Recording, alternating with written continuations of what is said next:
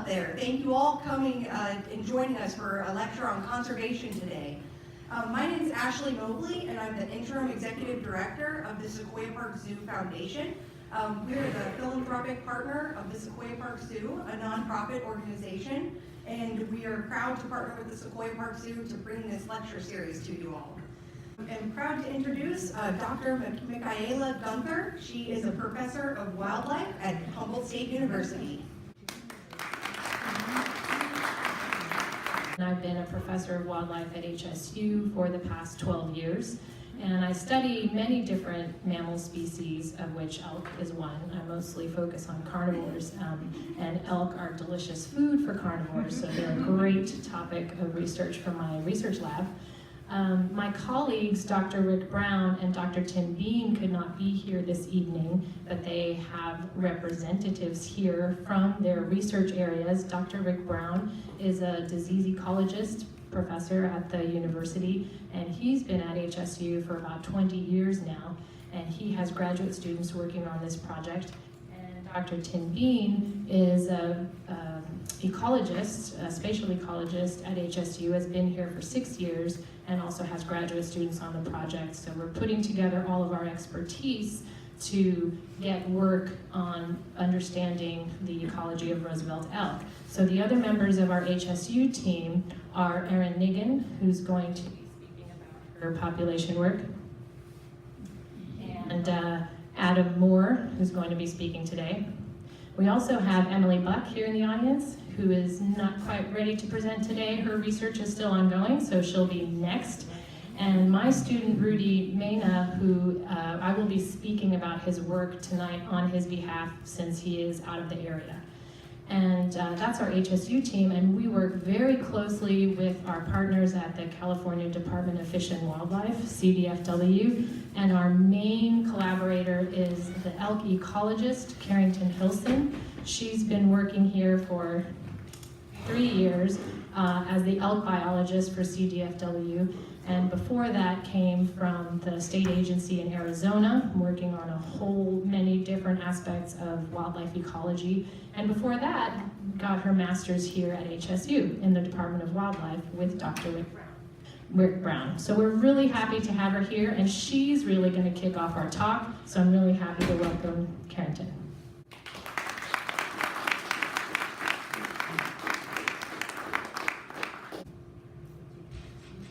All right, so elk.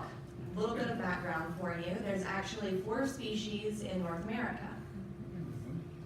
So we have Rocky Mountain elk. They exist west of the Rocky Mountains, hence their name. They are the elk that have the largest antler size. Then we have Tule elk. This is really awkward. We have Tule elk. They only exist in California, and they're actually the smallest of the subspecies of elk. Roosevelt elk, our favorite. So they extend along the Pacific Northwest, and they're also known as Olympic elk. And they actually have the largest body mass of all of our elk subspecies. And then Manitoban elk, really don't know a lot about those guys. They're in the northern portion of the US and extend up into Canada. So elk in California, historically their range was pretty broad. They covered the majority of our state, and we are pretty lucky because we have 3 species of elk. We have Tule elk, Rocky Mountain elk, and Roosevelt elk. So what happened, initially all of our species were doing pretty well. Rocky Mountain elk were actually in lower numbers. Tule elk, historically, were over 500,000 individuals. By the 1800s, however, the populations had really declined. And for Tule elk, this is one of our great success stories. There was only a handful of individuals left in the San Joaquin Valley. Through reintroduction and a lot of work from the department, we have managed to increase that population, I believe, to over 20 distinct groups and over 5,000 individuals. So our Rocky Mountain elk, if you click back really quick, so you can see they used to be tucked up in the northern part of the state, and they've actually expanded their range and are now headed, I believe, down into Plumas County. Look for it again. you can see how they've expanded, and now we have over 1,500 individuals that we have estimated. And then Roosevelt elk, they were almost extirpated by the 1800s due to market hunting. And since then, their populations have expanded, and we now have about 6,000 elk in the northern part of the state. So pretty exciting. So we're working with our partners, California Fish and Wildlife, and the community. We want to know how many elk there are. That's really one of the main overarching objectives of the project, is to understand not only how many elk there are, but how can we count them all? How can we know how many elk there are?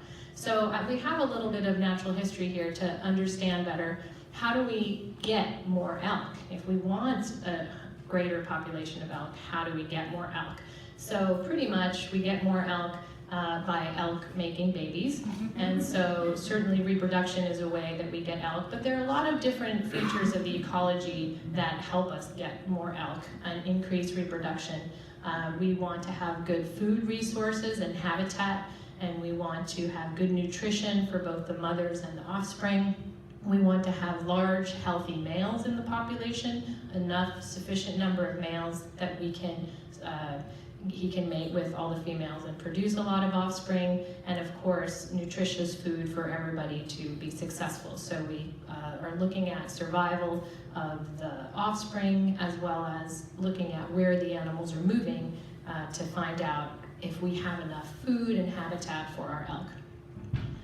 They're influenced by some negative factors, which include predators, and so we're interested to study predation and mortality on the elk, and also disease. And so we have research ongoing about the disease ecology of the population.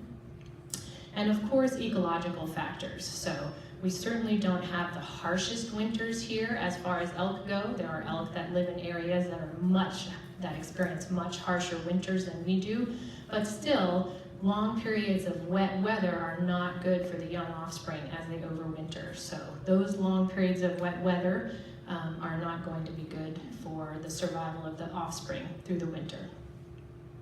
So just a little bit of information on elk ecology, natural history. We've got the moms and their offspring, and the babies are born in a couple of weeks in May and June. They join the herd after a couple of weeks. They're weaned at just a couple of months. They start feeding on the natural greenery in the area. The young offspring grow, and after their second year, the males get their spikes. They get their larger racks after the third and fourth year, and as you know, they shed their rack each winter. The males start developing their antlers in late summer. They join bachelor groups, and then they go through the rut in early fall. Well, this rutting period is when the males compete for access to females, and then they'll hold harems. They'll guard groups of females from other males, and they'll try and mate with everybody in their group. And then they're at their prime from about 5 to 10 years old. The females stay in their herds, and their young female offspring will stay with them. And so generally, the herds of females will spend time in the same area, sort of historically and also seasonally, with their relatives and their offspring. And they're generally led by one of the older females in the group. They will experience estrus for a couple of days of the month in the fall during that rutting period. And they have a gestation period of about 8 months. So hence we get this rutting in the fall, then females get pregnant, and 8 months later, in about May or June, she produces her offspring. So if you go up to watch elk in our area in September, October, then it's very exciting, and the males are rutting and bugling and fighting. And then if you go up in about end of May or beginning of June, you'll see some of the young with their spots out there. So just to give you an idea of some of the natural history cycle of our elk. Oops, I wanted to show you this video.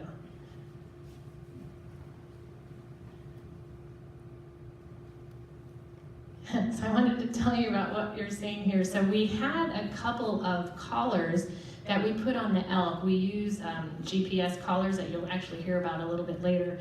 And we purchased collars that had little cameras on them. like a critter cam that you might have seen National Geographic have, a little GoPro on their collar. And we were really interested to see what we could see. And so we put these camera collars on just 2 elk, and we watched a lot of this. Wait, I'm gonna show you again. In case you missed it. That's what elk do a lot of the day.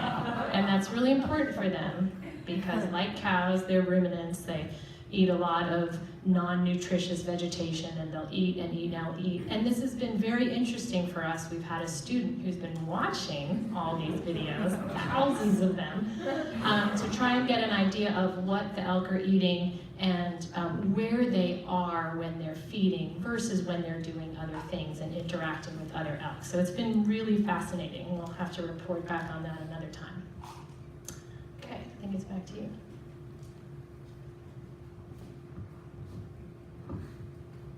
So in terms of management for the department, we have broken up the state, or where we have elk within the state, into specific elk management units. So the Department of Fish and Wildlife is currently examining numbers of elk and characteristics of populations statewide. And so there's several projects going on. Right now, there's one particular project that just encompasses the northern part of the state, which is actually everything from Mendocino, so the green county right there, north and east. This particular portion of the project is only the Northwestern hunt zone, so it's only Del Norte and Humboldt counties. The cool thing about where we are, so I told you earlier there's almost 6,000 estimated Roosevelt elk in the northern part of California. We have about a third of those elk here. Those estimates, however, they're okay. It's based upon limited survey data. And so we look at harvest data, we look at counts, and we come up with a population estimate.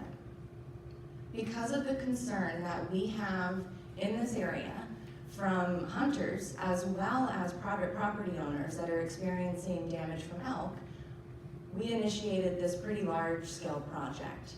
And so we really want to know how many elk are there really out there, and what are the characteristics of those populations. So the Coastal Elk Project. So there's kind of a reason we don't have really good estimates right now. If you think about Northern California, well, it's steep terrain, there's redwood trees. So how do people normally survey for elk? They fly. And they have visibility. If you fly, let's say, bighorn sheep in the middle of the desert, you can count them easily. In places like Montana, you can fly and look for large game, and you can see them. We don't have that option here. There is a very small portion, though, of Humboldt County and Del Norte where you can visualize elk from roadways. So they're along the 101 corridor. The land is flat, the elk are habituated, you have visibility. So traditional survey techniques, so aerial surveys don't really work. And road surveys only work on a very minimal part of their range in this portion of the state. So we're gonna try to come up with some innovative techniques to proceed. And so as I said, main purposes of this project are abundance. So how many elk do we have? And what are their population characteristics? So that includes subherd identification. So is it one large group, or is it split up into several small subgroups? Habitat use, which is kind of Adam's realm, he'll talk about later, and movement, and then calving ecology. And one really important thing about that is recruitment. So how many baby elk are getting added into the population each year, and are they surviving to become a year old? And if so, what is the growth rate of that population? And so that's Aaron's work. All right, on to abundance. So as I said, aerial surveys don't really work. And we do have a small portion of Humboldt and Del Norte counties where you can drive. And so that's where road surveys come into play. We also have some other tools that we're trying to utilize. One of those is utilizing cameras. So we put remote cameras out in the woods, in locations where we can't drive and see elk, locations where we can't fly and see elk, and hopefully we can capture them on these trail cameras. The other option is really exciting, fecal DNA mark recapture, which Michaela will touch on that and explain that in depth. So the road surveys, we actually started this in 2016. So when I came on, I was like, well, I don't have collars, I can't fly, but I can start driving and I can start looking at these elk and I can count them. And the information I can get from that, I can tell you where the groups are, I can tell you how many bulls, how many cows, how many calves exist in each one of those groups, and the location of where they're at. Did I just say location? And group numbers. So we established 11 routes. So as I said, they're all along the coast, so we're missing a large portion of our population, but 277 road surveys completed to date with over 561 observations on 20 distinct groups. So we've gotten a ton of data. So road surveys are good when our elk are on the road. Most of our elk aren't on the road, so we rely on these other techniques. So we put some cameras up in Del Norte County in the woods, and I was amazed at the number of videos that we got of our elk. And so what we're trying to do is mirror that project down in Humboldt County right now. So in areas where there's minimal road access, where there is steep terrain, it's forested, you don't have visibility, this stuff is coming in pretty handy. So I'm gonna try press play on this.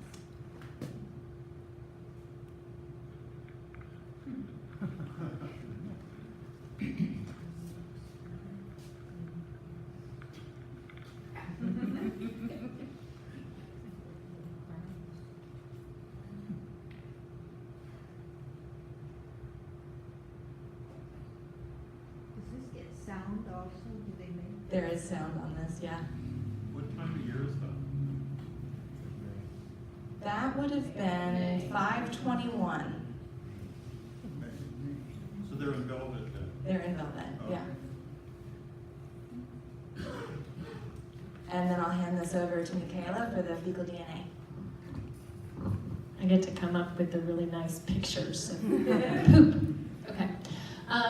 So this, if you haven't heard many of our wildlife talks, getting information from SCAT there's just a huge amount of information that you can get from SCAT. So I've worked for about 20 years studying wildlife, and this has been an amazing tool that I've used with all the species that I've worked with from back in the day, across continents and so forth. So I'm going to spend a little time talking about SCAT.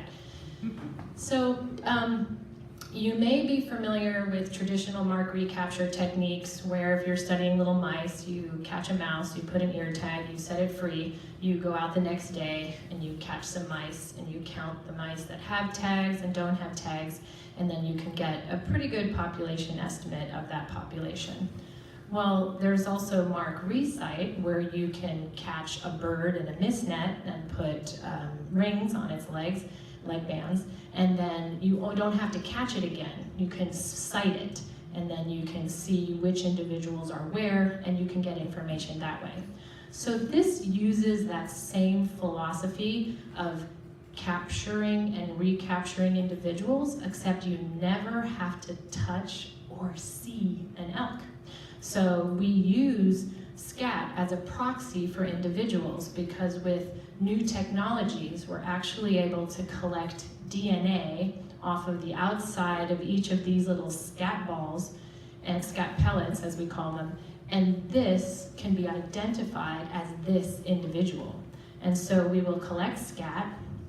Oh, I think I have it in this picture. Imagine for a moment we go out to watch a herd of elk, and then they move away.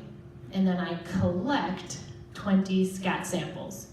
So now I can determine through laboratory procedures, I can get genetic identity of each one of those elk. So now each of these elk are considered marked, right? I've seen them and I know who they are.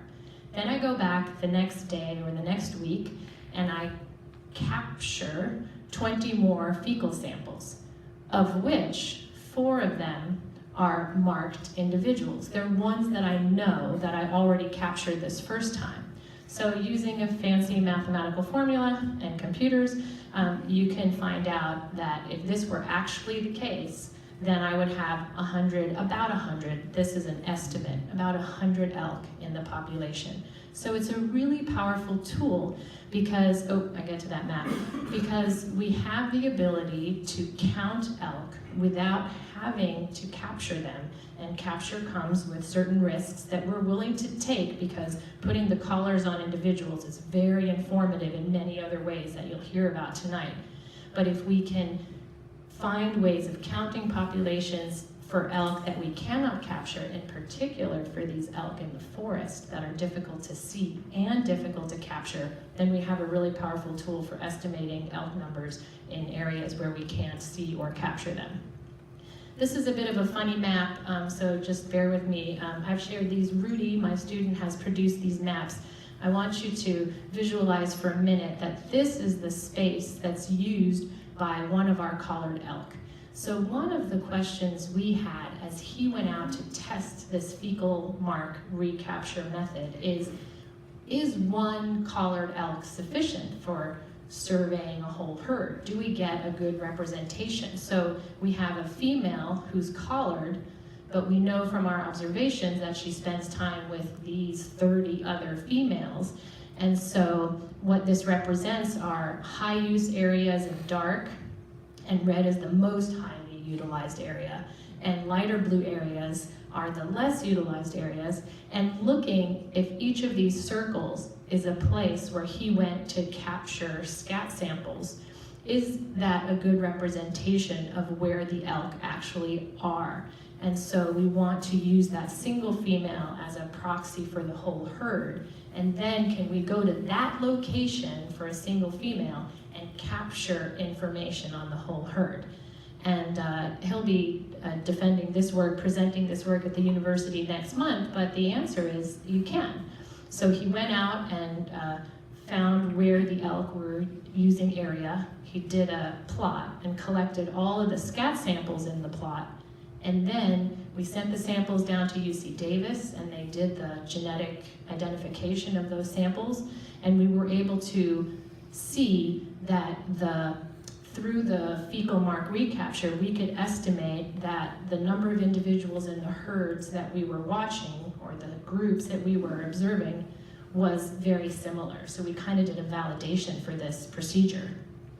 And he also did this for herds in different habitats so that we could understand, here are the elk that like to hang out by the road, and then there are elk up at the top of Bald Hills that he also surveyed in partially open prairie and woodland. And we're also looking at elk groups that spend more time in managed timberlands so that we can try and validate these methods for all of the groups in the region. And we haven't sampled the ones on the beach yet, although we do observe them. We haven't looked at their scat.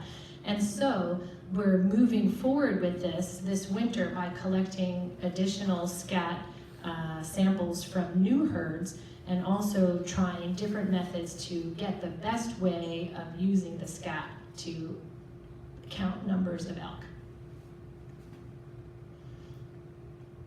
I think it's back to you.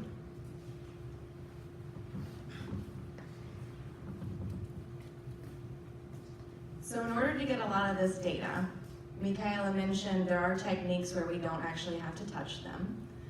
But to get some of the data that we need to validate these sort of techniques, we need to capture them. So when we didn't start capturing until 2017, and through this past winter into 2018, we've captured 36 adult cow elk. We have marked them with ear tags and put on GPS collars. These collars are pretty cool because every 4 hours they transmit to a satellite, and I can look on the computer and I can see where my elk is moving at any given time. And during the summer, we increase the rate of transmission to every hour so that Aaron has a better capacity to see their movement, to see where they've hidden the calf. So the data from the collars is pretty much helping us identify where the locations or where these elk exist.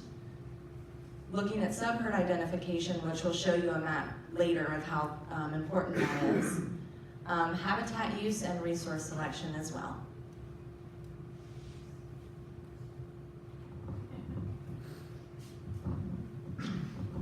So speaking of habitat selection, that's what my thesis is about. I'm a grad student working for Tim Bean. And so I'm trying to look at the, like we said, elk habitat selection and how the elk are using their environments. And so essentially it boils down to that fundamental question of like, why do elk live the places they live? And that's, by studying that, we're able to get an idea of what good quality habitat looks like.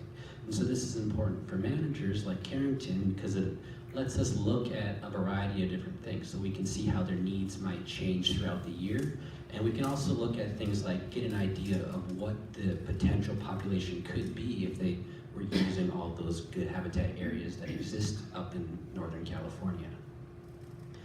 And so to do that, the best way to study habitat selection is to let the elk collect your data for you. And so that's where the collar comes in, put the collar on, let the elk go, they move about the landscape, you know, living their lives, and those collars are collecting points for us every few hours. And then so they're beaming those points up to the satellite sends it to me at my computer, and I can look and see, okay, all these green dots, that's where the elk have gone. And then what I do is compare where they've gone to where was available to them. So those red dots represent sort of a random selection of where they could have gone, but we only saw them at the green dots. And so then what I want to see is what's the difference between those two sets of points. So the red versus the green, what's the difference? And so in order to do that, I'm looking at different environmental features and measuring the different environmental features that exist at each one of those locations. And so I had to choose different things to compare. So one of the big things, most important thing in my mind was look at the difference in land cover. So are they using conifer forest, or are they using open areas, urban areas, and look at the differences there. Also distance to road, are elk using areas maybe that are further away from roads than what would randomly be available. Distance to forest edge, slope, how steep is the terrain, are they choosing flat areas or rugged areas? And then time since disturbance. And so I included this layer to see if elk might be responding to disturbances like a clear cut or a wildfire down in the bottom right there, and see if they respond over the years after those things have occurred.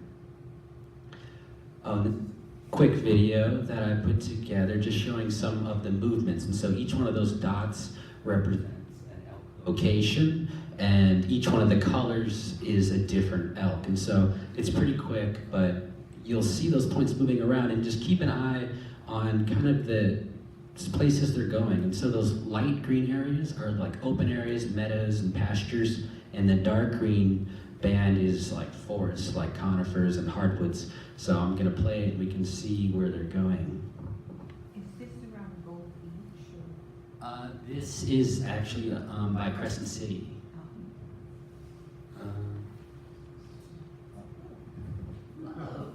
So yeah, they're shooting around, and that's about 6 months worth of points for 5 different elk. And so you can see they kind of were tending to, so quick, but you can see they were tending to stay out in those green and brown areas, those open habitats. And so when I put it all into the computer model to see what does good habitat quality look like, I looked at this whole area of Northern California. And yeah, there we are, here's Humboldt Bay. And this is what I came up with. So the bright red areas represent really good elk habitat, and the dark blue areas are maybe not such good habitat. And so when I looked at what the model came up with, it said land cover was the most important thing in determining if it was going to be good quality habitat or not. And road distance and distance to forest edge were also important, but the main thing was land cover. In particular, it was those open areas like we saw in the video. That was really, really key for elk. And so And I wanted to see what's habitat quality look like around Sequoia Zoo. There we are in the star. And so, maybe predictably the houses are probably not gonna be great, but there's some forest and there's some open areas. So this is what it looks like. A lot of blue up here, right? But there's a few patches of bright red. So who knows, maybe in time, if they can find out how to get here.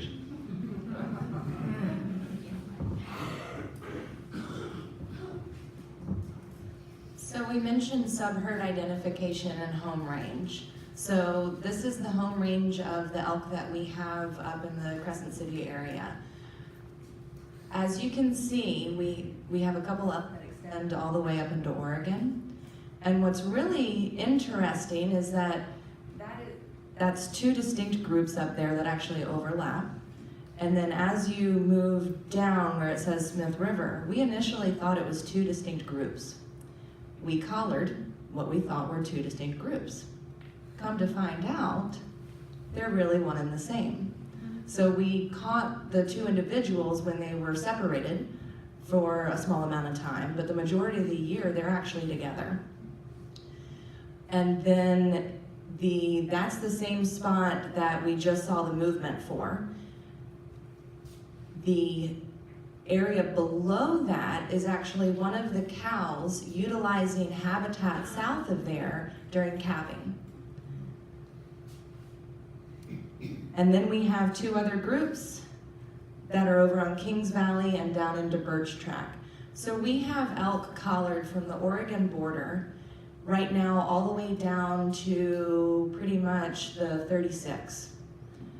The majority of our collared elk are on the coast, but we are working to get collars further inland and on the groups that we don't have collared yet. So that way we can fill in gaps where we don't have home range and we don't have movement information.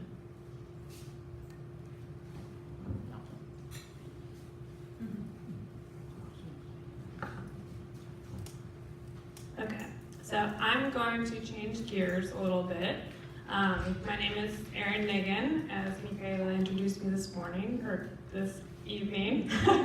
I'm one of the graduate students working on this project, and I'm focused more on calving ecology and calf survival with these guys. But before I dive into my project, I just want to take a step back and kind of dive into calving ecology a little bit more. So as Michaela mentioned earlier, these guys are typically born from mid-May to mid-June each year. Ungulates like elk or deer typically have all their calves kind of during a calving season during 1 month out of the year. Typically a cow will go off by herself. She'll separate herself from that female group that she associates with for most of the year. She'll go off by herself and she'll usually only have one calf. Twinning in elk is very rare. It usually only happens in like 1% of births. And that young, within a couple hours of being born, is able to stand up, has its eyes open, it can keep itself warm, and we as biologists like to refer to this as being precocial young, which basically just means that an animal can fend for itself a little bit when it is born. And the reason I bring this up is because this is a very important strategy for elk. They have a few different ways that they try to promote survival, and young in particular are very vulnerable to this, especially when they're first born. So being born with the ability to stand and maybe avoid predation is just one way that they deal with that. Another way that they deal with that is the fact that they're all kind of born at the same time, right? So if all your babies are on the landscape at one time and you're a wily coyote running around, you can only pick off a few of those calves. You can't eat everybody all at once. So elk take advantage of this. They also take advantage of the fact that forage is really good during the spring. So as any of you moms out there know, having a little one in tow takes a lot of energy. And these cow elk need good quality forage to be able to provide good, nutritious milk to their babies so that their babies can put on the weight that they need to survive. So that kind of gets into what I focused on with my project. I'm specifically looking at what are the estimates of calf survival in this area, and what are the factors that influence mortality for Roosevelt elk.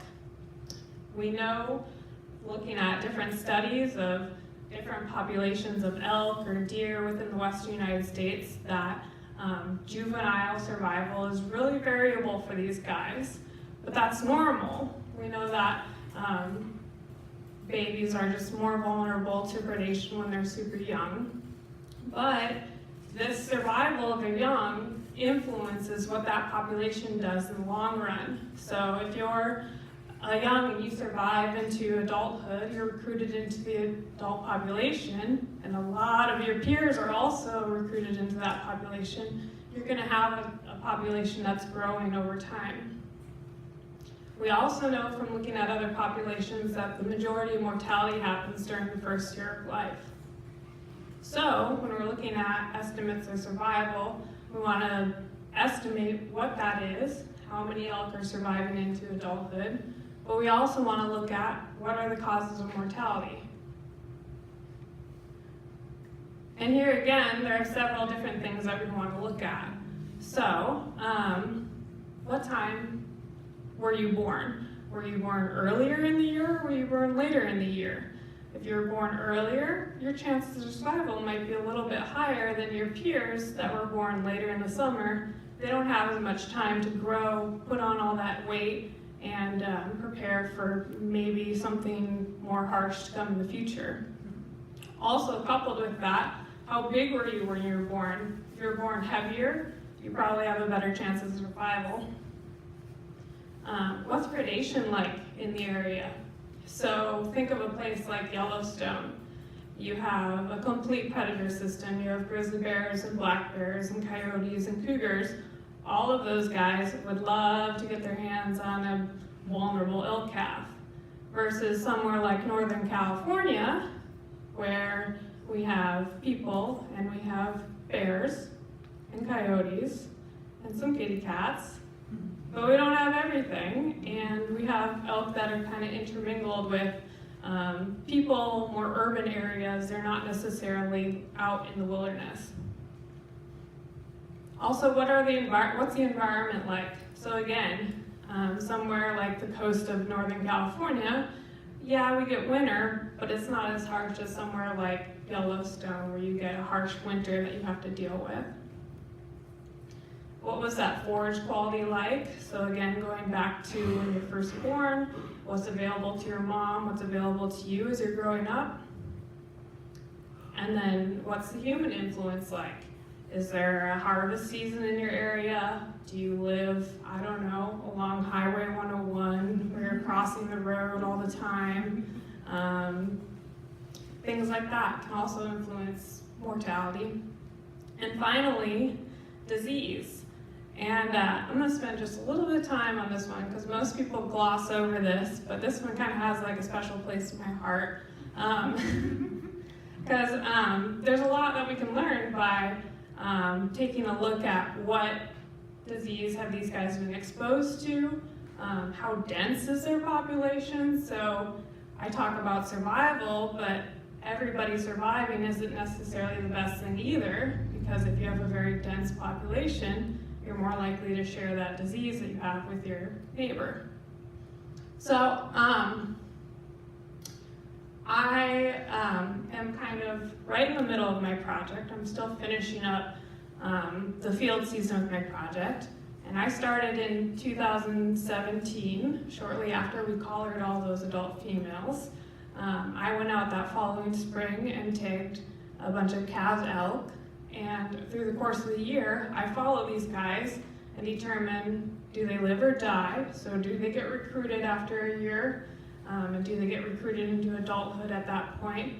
Or if they die, what are they dying of? So going out and conducting field necropsies, looking for any clues in the environment, And then also sending in any tissues I can get my hands on to look at what disease is going on, what did you have going on prior to death. What's a typical birth weight? Like 40 pounds. I have to convert it because I measure everything in kilos, but about 40 pounds-ish. Thanks, Erin. I wanted to spend the last few minutes of the talk highlighting the excitement that we have in this really broad collaboration. So we're here representing HSU and CDFW, but we've had a lot of partners in this project. So certainly Carrington's here representing CDFW, but many members of that group have participated in helping in captures and permitting and all sorts of factors, not to mention that a majority of our funding has come from CDFW, including all the funding for these graduate students. So that's been a great support to us at HSU. California State Parks, National Park Service, and Green Diamond as landowners in the region have been really supportive of this work. They have both helped with captures as well as allowed us to work on their properties and put out cameras and bring busloads of students and do road surveys. Really, they've helped out a lot. Rocky Mountain Elk Foundation has also assisted with funding. We've also had partners with tribes in the area, so we have an MOU or Memorandum of Understanding with the Tolowa-Dini Nation. We are in conversation with the Yurok tribe, we have a Yurok tribal biologist here, to talk about elk movements in the region. And so it's been really important for us to be communicating with all the stakeholders, as we call them, the people who are interested to know what's going on with elk. We're all communicating all the time about this project. I also wanted to highlight the hard work of this team. So Carrington and I kind of get the billings up here as the PIs and the professor on the project, but this work wouldn't get done without the hardworking graduate students. And so you heard from Erin and Adam. Emily, who's been doing the disease work, will present next year.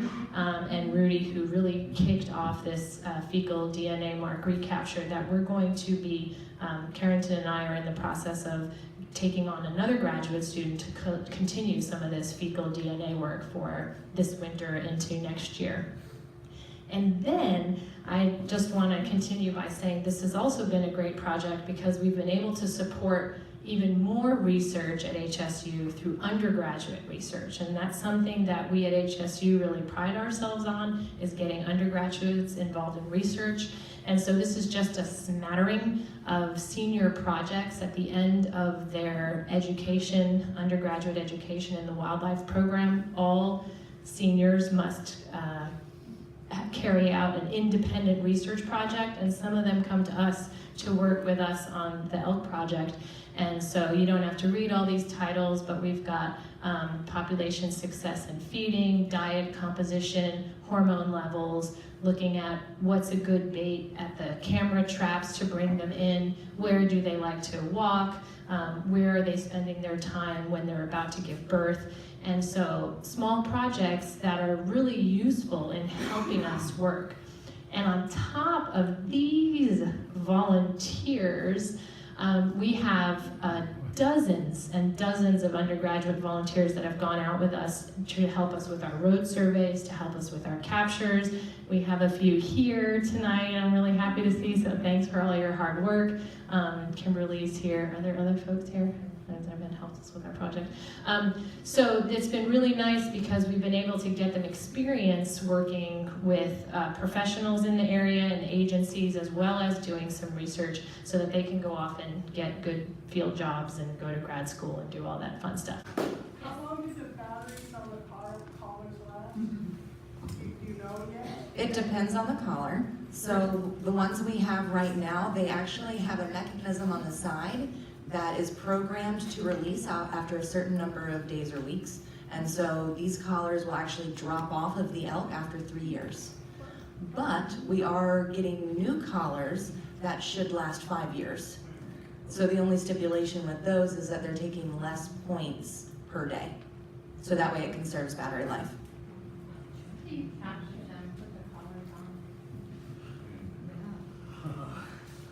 very carefully.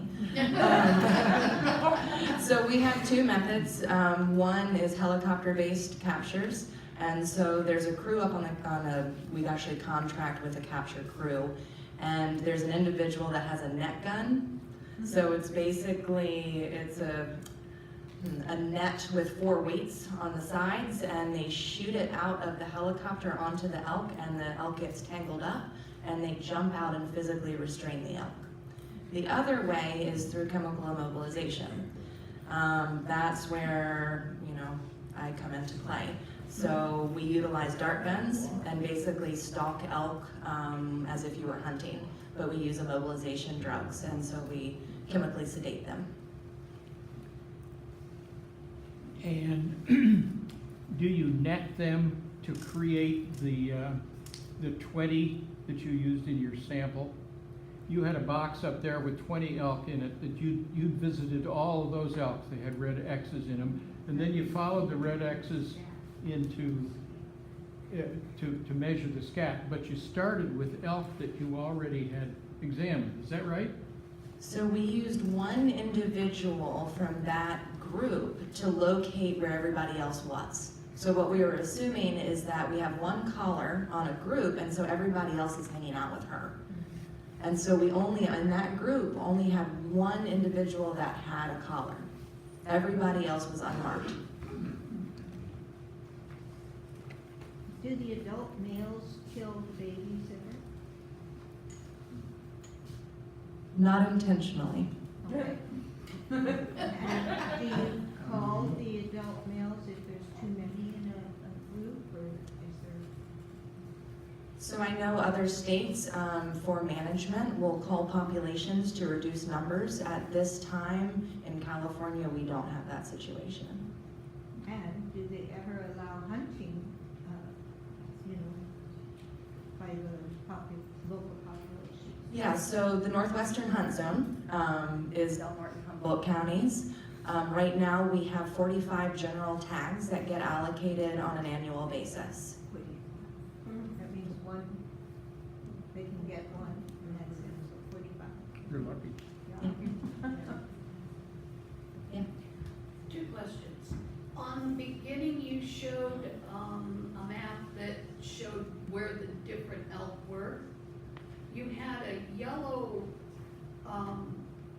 spot where the Rocky Mountain were, but it was down in Southern California. Was it? I wasn't aware that we showed Rocky Mountain elk in Southern California. Oh, it could have been the hunt zones.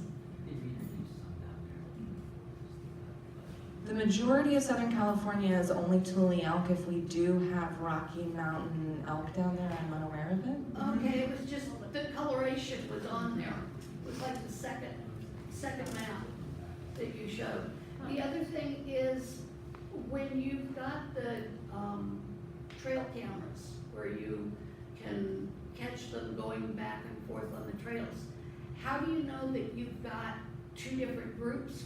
Is there a distinguishing features from elk to elk, like they do with like giraffes and zebras and things like that? Or do you just hope?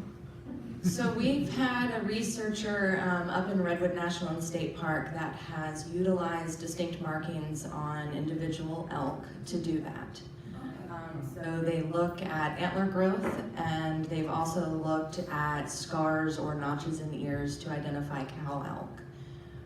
We are not doing that. So what we're utilizing for the mark recapture, so when we need to have marked individuals, we're doing non-invasive techniques where we actually don't have to put hands or identify visually. We don't have enough marks in our populations to do a mark recite. Okay. But we are utilizing techniques with the cameras where we don't have to have any of the individuals marked at all. So it's based upon unmarked populations of elk. Okay. Last question, and you reminded me that I wanted to ask it. Most of your ear-tagged elk had two tags, one in each ear, and some different colors. Do the tags represent certain things? or, you know, like the year you tagged it or something like that? So we tagged all of our cow elk sequentially. We put 2 ear tags in, so if we do see them on a camera or if we're on a road, we have the ability to, we're more likely to identify that individual, and if they rip one out, there's one left over.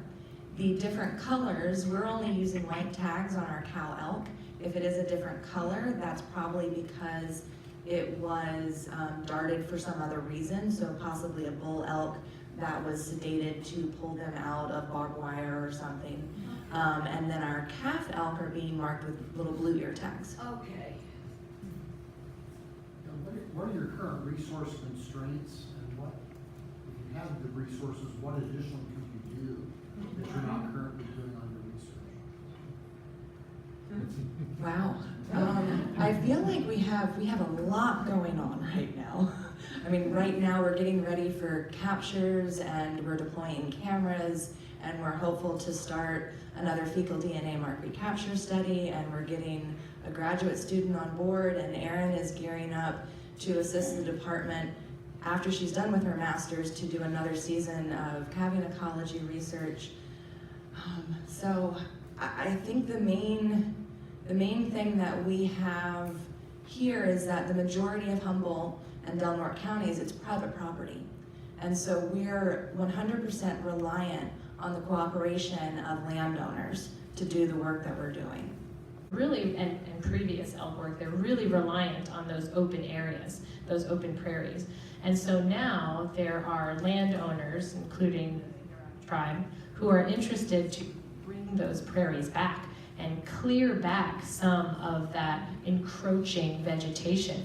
And about the elk themselves won't be able to clear it, but if you clear that encroaching vegetation, they'll be able to keep it back. So they do reinforce the prairies. They are our large grazer in the system and will keep the trees from coming back, but they can't do it when they're this large. No. Chris? Well, to follow up on that a little bit, there are elk that are persisting in the dense forest areas on the Rock Reservation or elsewhere. Looking at habitat selection in open areas where there's good open habitat and it's relatively stable is great, but we know that the elk are going to select that. Do you guys have any plans to put collars on individuals in the forest and see how those individuals are able to persist in that kind of dense closed area where there aren't any openings? We do, and a large project in the Marbled Mountains is getting ready, or they've started. And so that's where, instead of seeing elk up like in your oak woodlands, you're actually seeing elk more kind of in your riparian corridor along drainages. So the idea would be we're definitely interested to survey those elk. We know they're spending time in the forest, but we're going to catch them in the open areas that we know they are. So some prairies in those forested ecosystems or some in those drainages. And using the cameras to find out where they're spending time will help us target those forest elk. Have you found Lyme disease in any of the elk? We have not tested.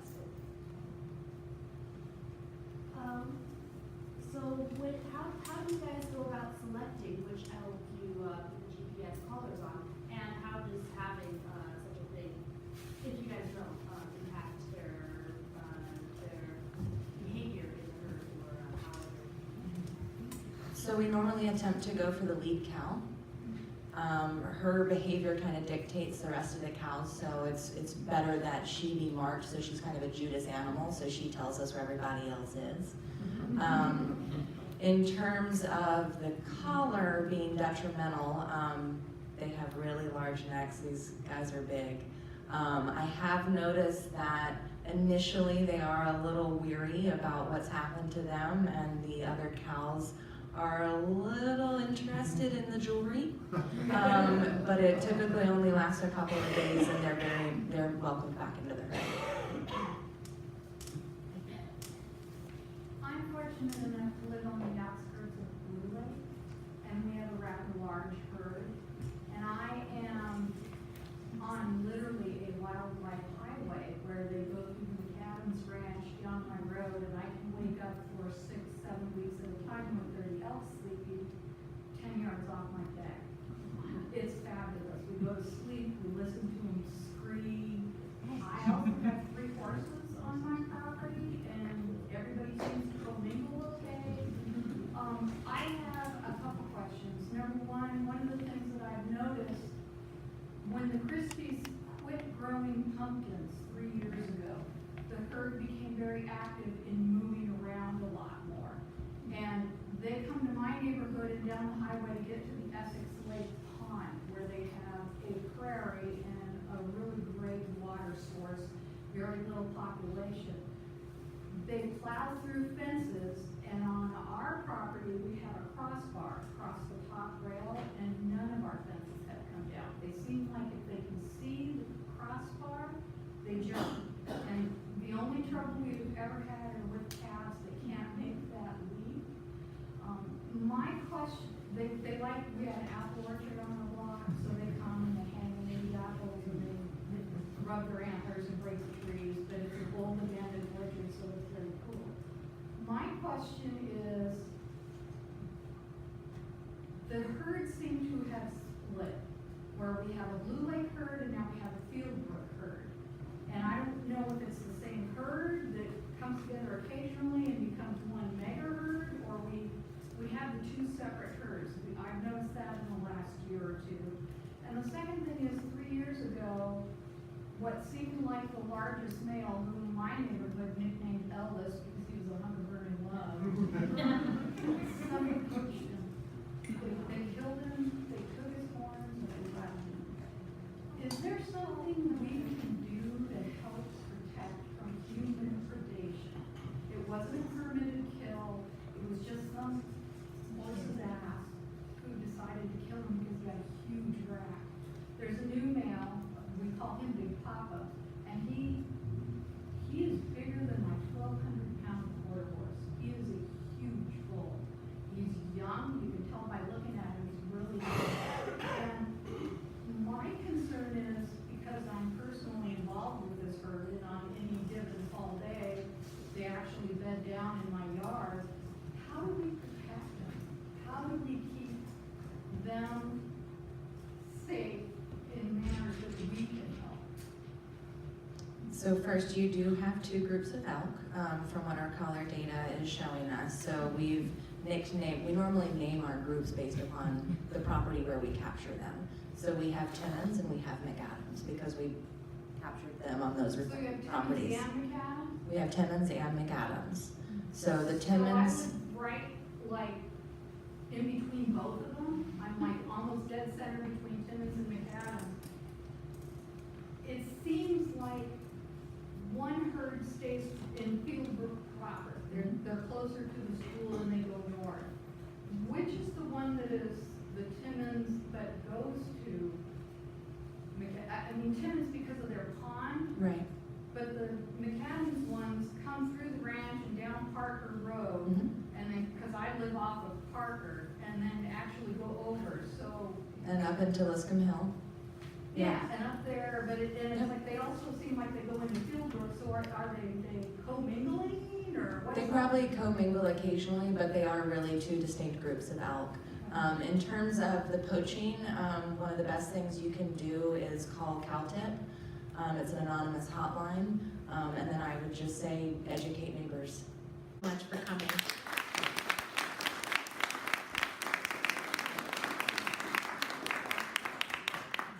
We'll be here again next month for the next lecture. It's going to be a local biologist who is studying sloth in Costa Rica, sloths in Costa Rica.